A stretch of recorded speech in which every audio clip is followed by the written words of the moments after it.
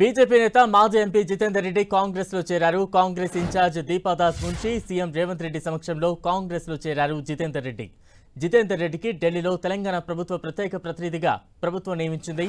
అలాగే తెలంగాణ ప్రభుత్వ సలహాదారుగా కూడా జితేందర్ రెడ్డి నియామకమయ్యారు. ఈ మేరకు తెలంగాణ ప్రభుత్వం ఉత్తర్వులు కూడా జారీ చేసింది.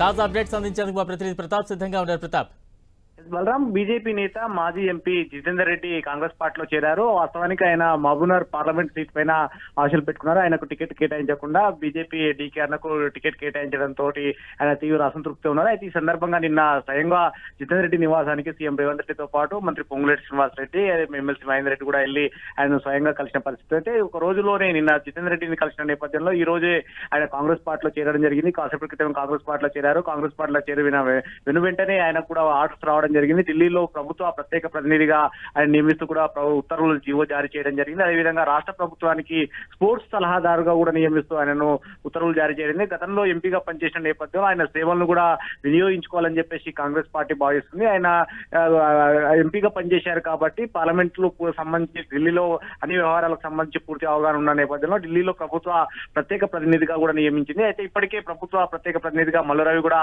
ఇప్పటికే జీవో ఇచ్చారు కాబట్టి మల్లురవికి సంబంధించి అంటే ముఖ్యంగా ఈ ఎన్నికల్లో లోక్సభ ఎన్నికల్లో పోటీ చేసేందుకు ఆయన రాజీనామా కూడా చేయడం జరిగింది. అయితే రాజీనామాకు సంబంధించి ప్రభుత్వం నుంచి ఎలాంటి స్పష్టత రాలేదు. మల్లురవికి సంబంధించిన రాజీనామా ఆమోదించారా లేదా అనే స్పష్టత రాకపోయినప్పటికీ మరోసారి ఢిల్లీలో ప్రభుత్వ ప్రత్యేక ప్రతినిధిగా జితేందర్ రెడ్డి కూడా నియమిస్తూ కూడా ఆదేశాలు జారీ చేయడం జరిగింది. సో మొత్తం మీద లోక్సభ ఎన్నికలు ప్రతిష్టాత్మకంగా తీసుకోవడంతో ప్రతి అంశాన్ని కూడా చాలా రాజకీయ వ్యూహంగా ముందుకెళ్తున్న పరిస్థితి కనబడుతుంది. అందులో భాగంగానే జితేందర్ రెడ్డిని పార్టీలోకి తీసుకొని కీలక పదవిని ఇచ్చారని కూడా మనం భావించవచ్చు. Balaram, right, thank you Pratap.